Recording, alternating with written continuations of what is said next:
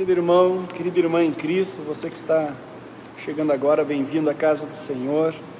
Hoje nós estamos conversando a respeito da vinha do Senhor, as leituras que apontam para essa figura de linguagem tão utilizada desde o Antigo Testamento para falar a respeito da igreja, a plantação de uvas. E as leituras de hoje, elas nos convidam a refletirmos sobre a plantação de uvas, sobre a vida da igreja, em três etapas, três perspectivas.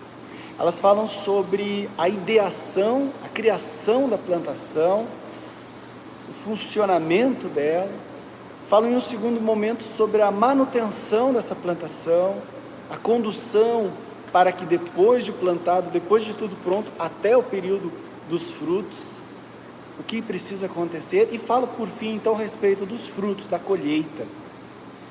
E em cada um desses blocos, em cada uma dessas etapas, a gente percebe o plano de Deus, a nossa vida, a nossa caminhada de fé, com altos e baixos, com nossos pecados, e a correção de Deus, que vem novamente e repara aquilo que a gente acabou fazendo de forma contrária a esses planos.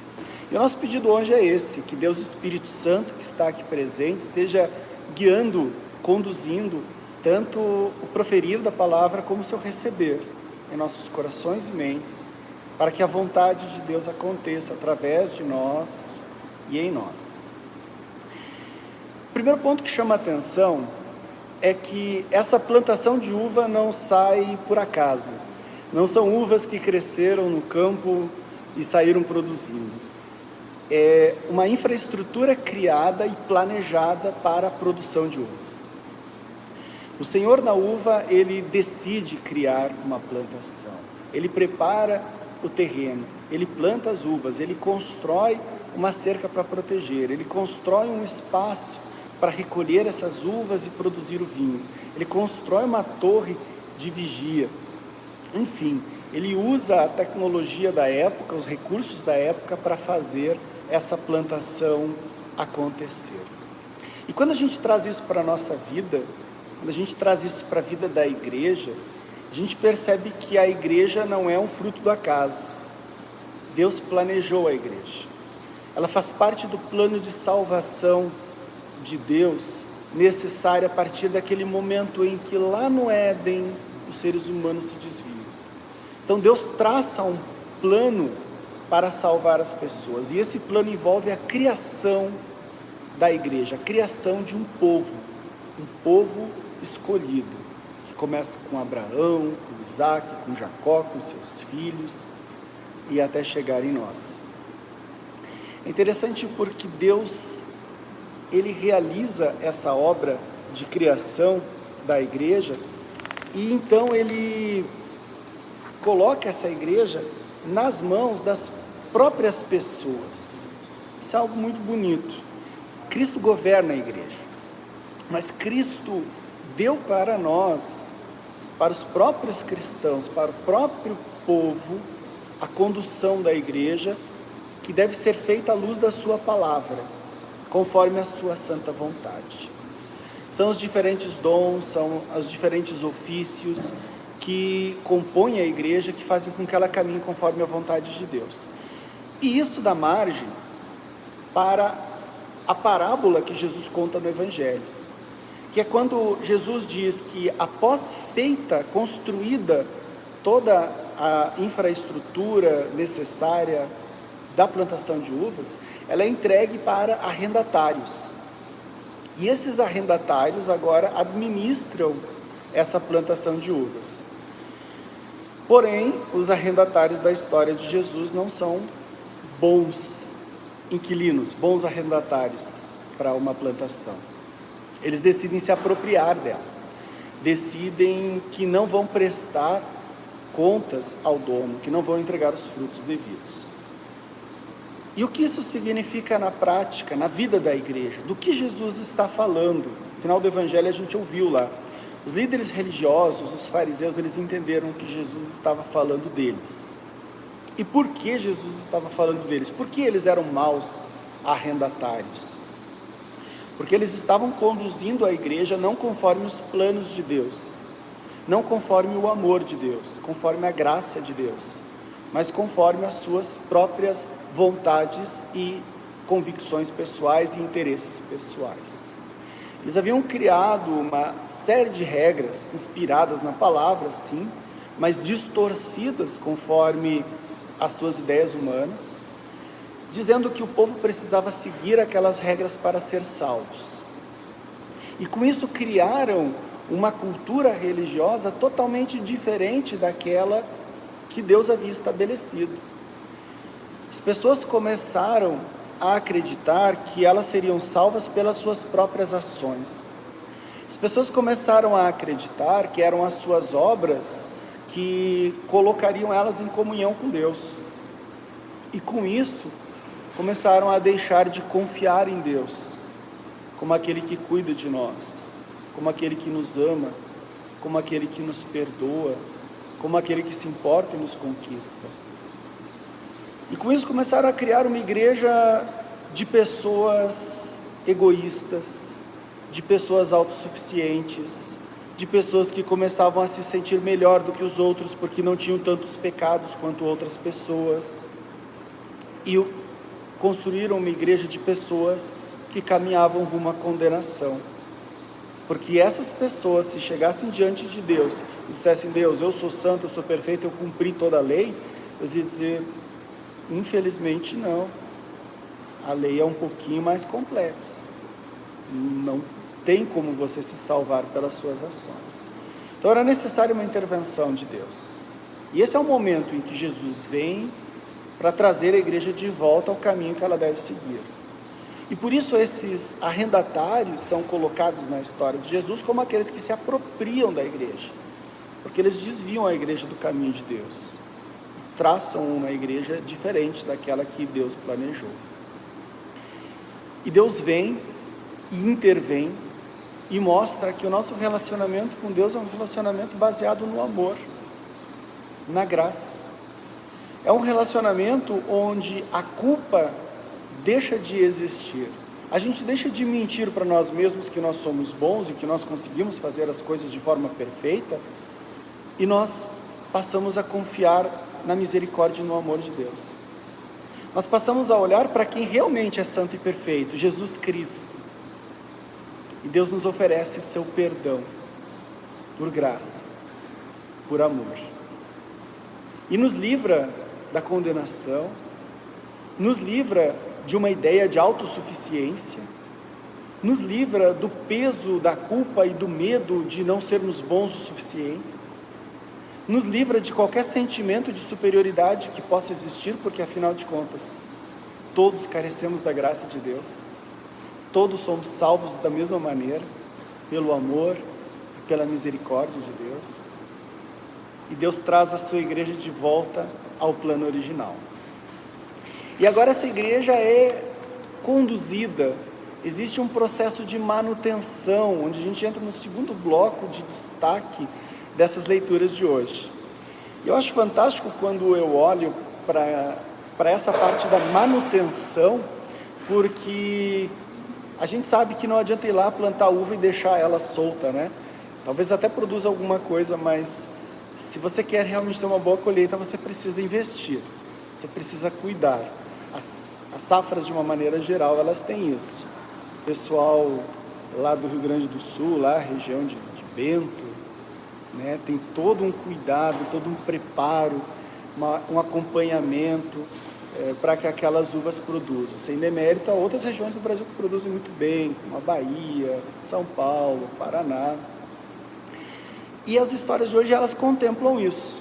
Diz nas leituras que essa plantação de uvas, ela recebeu esse cuidado por parte daquele que a construiu. Os muros contemplam essa manutenção, esse cuidado para que os animais não entrem. A torre contempla esse elemento de manutenção, é algo que está ali para garantir a produtividade.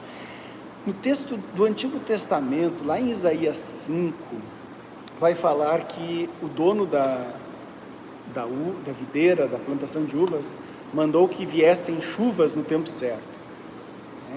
Que dono é esse que manda até nas chuvas, né? Claro, a gente está falando do Senhor, de Deus, né? Que pode todas as coisas e que conduz todas as coisas para o bem da sua igreja. E assim Deus conduz a nossa vida como igreja. Ou seja, Deus não só criou a fé no nosso coração, lá no batismo, ou através da ação da palavra, no caso de pessoas que foram trazidas à fé já adultas, mas Deus, Ele continua cuidando de nós e nos acompanhando. E como que Deus faz isso? Como que é esse cuidado? Deus faz isso através das pessoas que estão à nossa volta, dos outros cristãos, que trazem uma palavra de conforto, que são usados como instrumentos de Deus, que compartilham seus diferentes dons, que nos ouvem, que nos absolvem, que estão ali ao lado para compartilhar uma visão a partir da palavra de Deus. Deus faz esse cuidado através da ação do Espírito Santo, que usa então essas pessoas, mas que trabalha através da palavra, que trabalha através do batismo, que trabalha através da Santa Ceia. Deus, Ele cuida de nós, em nossa vida, através da condução de situações que às vezes a gente nem contempla. É fato que Deus, Ele nos deu a liberdade e Ele conduz todas as coisas de maneira a não ferir essa liberdade que deu para nós seres humanos. E isso delimita bastante a quantidade de opções. Mas Deus é Deus. Ele consegue conduzir as situações da vida, as circunstâncias da vida, sem ferir a liberdade, para que todas as coisas resultem em um fim proveitoso, para que todas as coisas sejam boas para os filhos amados que Ele cuida e que Ele protege. E quando essa infraestrutura é retirada? E quando esse cuidado deixa de acontecer? O texto do Salmo do dia de hoje levantou essa preocupação. O salmista disse: Senhor, se afastaste de nós, nos deixaste, por que derrubaste o muro que protegia a plantação de uvas? E aí a gente se pergunta, Deus se afasta de nós? Deus deixa de cuidar de nós em algum momento? E a resposta é, Deus não deixa de cuidar de nós, mas nós temos em alguns momentos a percepção de que Deus deixou de cuidar de nós. Como assim, né? Vamos entender melhor isso, né? A gente percebe que Deus não está cuidando de nós, mas Deus está cuidando de nós. Vamos olhar para a história do povo de Israel e fica muito claro como que isso aconteceu. O povo de Israel começou a caminhar para uma religiosidade mecânica, como a gente já comentou várias vezes. Eles começaram a cultuar a Deus através de ações, de obras que eles faziam e entendiam que isso era religiosidade, quando seu coração estava se afastando de Deus. Junto com isso, eles estavam desenvolvendo financeiramente muito bem, estavam num período de prosperidade. E Deus começa então a enviar profetas para chamá-los de volta. Profetas que estavam dizendo para o povo de Israel que essa prosperidade financeira não significava que eles estavam no caminho de Deus, dizendo que aquelas ações, aquelas ofertas, aquelas obras que eles faziam não tinham valor se não viessem acompanhadas de um coração que realmente confia em Deus, um coração contrito, de um coração arrependido. E por isso que eles chegam a dizer que Deus abominava as festas religiosas em alguns momentos, que Deus abominava as ofertas que eles traziam, e que Deus queria um coração contrito, compungido. Isso Deus não desprezaria. É nesse momento, é nesse período, por causa dessa ideia que eles tinham. Mas eles não ouviram os profetas, porque eles olhavam para a sua situação financeira e eles estavam vivendo muito bem, estavam prosperando muito, e eles diziam: veja a nossa prosperidade, isso é um sinal de que Deus está contente conosco. Esses profetas não são profetas verdadeiros, e não deram ouvidos. Durante décadas, Deus tentou trazer o povo de volta de diversas maneiras, até então que Deus precisou tomar uma medida mais enérgica, falando em uma linguagem que eles compreenderiam, para que assim eles pudessem se voltar a Deus e serem salvos. Esse era o grande foco. Esse era o amor de Deus tentando resgatá-los. Então Deus permitiu que o reino de Israel fosse tomado, o reino de Judá fosse tomado. Os assírios tomaram Israel, os babilônios tomaram Judá e levaram o povo como escravos. E o povo então se desesperou. E muitos naquele momento se deram conta daquilo que os profetas vinham falando. Muitos naquele momento em que perderam as suas posses, que perderam a sua liberdade, que perderam todos aqueles bens que eles tanto admiravam e que eles usavam como um selo do amor de Deus, naquele momento eles se voltaram para Deus e falaram: realmente, Deus, nosso coração estava muito longe de Ti.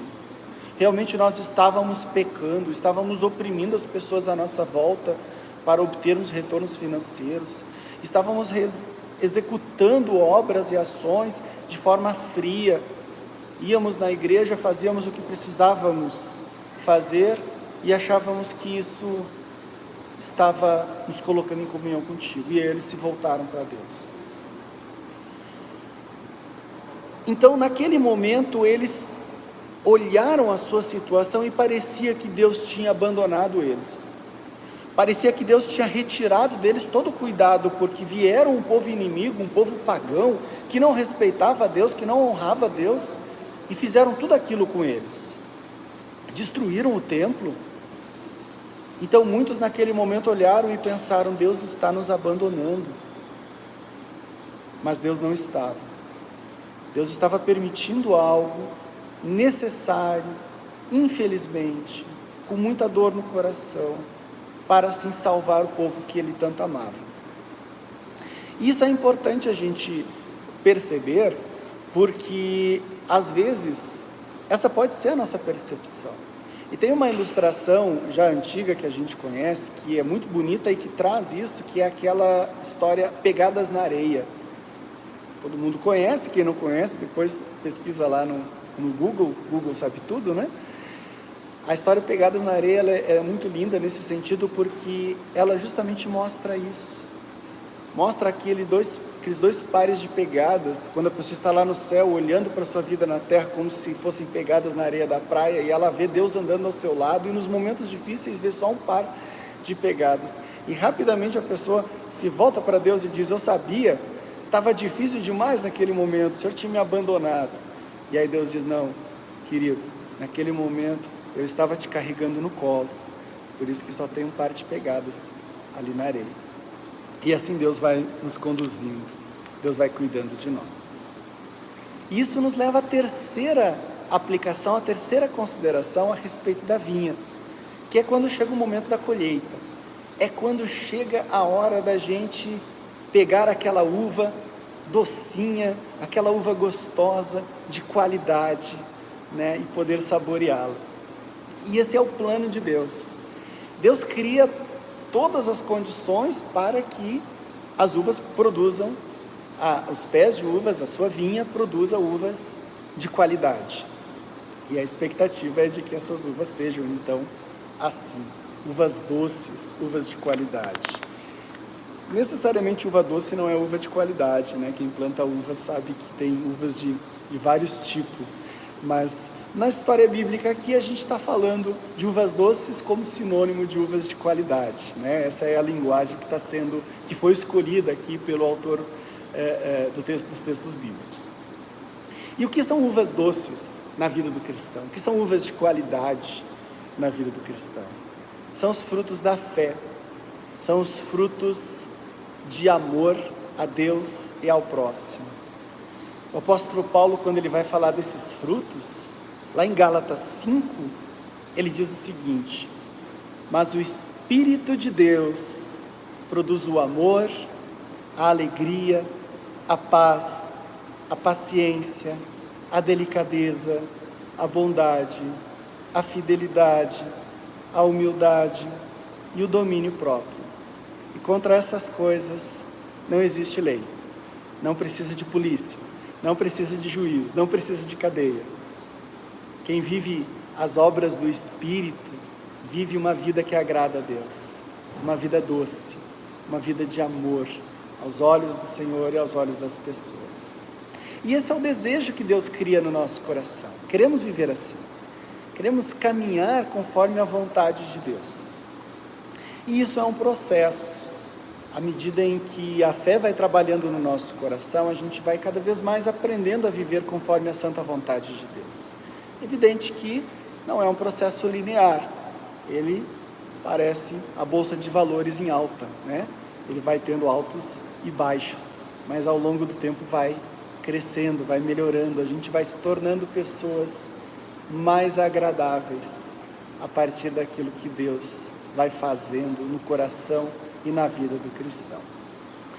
Mas o problema são esses baixos no meio dos altos, que são momentos em que há desvios da vontade de Deus, há pecados e há consequências na vida das pessoas, e isso é uva azeda, isso é amargo, isso machuca, isso é algo que não é bom para ninguém. E quando a gente olha os textos bíblicos de hoje, a gente vê uma situação em que a plantação de uvas produziu uvas ruins, uvas azedas. E o dono da plantação de uvas, ele fez tudo o que podia para que ela produzisse uvas boas, mas não foi o que aconteceu. E essas uvas azedas, esses pecados que nós cometemos, são descritos no texto de Isaías, capítulo 5, lá no versículo 7, seria uma das leituras previstas para esse final de semana também, uma das opções. E lá o profeta, ele fala a respeito dessas uvas azedas de uma maneira que para mim sempre me dói ouvir. Imagina Deus vendo. Diz Isaías assim: a plantação de uvas do Senhor Todo-Poderoso, as parreiras que Ele tanto gosta, são o povo de Israel e o povo de Judá.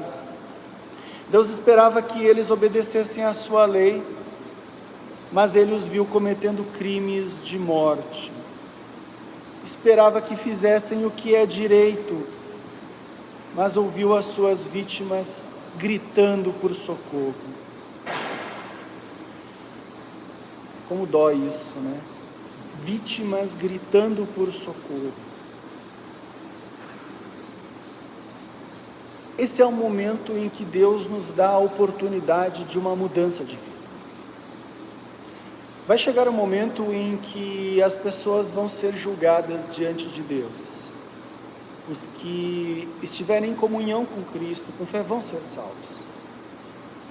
Naquele momento não haverá mais tempo e oportunidade de mudança, mas hoje há. Hoje há tempo para que aqueles que cometem pecados de morte, para que aqueles que fazem maldade, para que aqueles que não têm Cristo no seu coração, sejam tocados pelo Espírito Santo.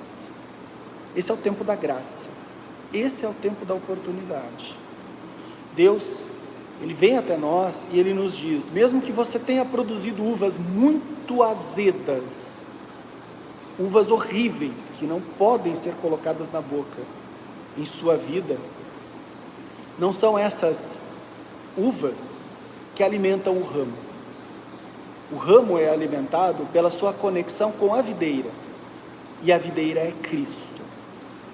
Não são esses pecados que você cometeu que vão condená-lo, porque se você for resgatado por Cristo, se você receber a fé em Cristo Jesus, você então será salvo.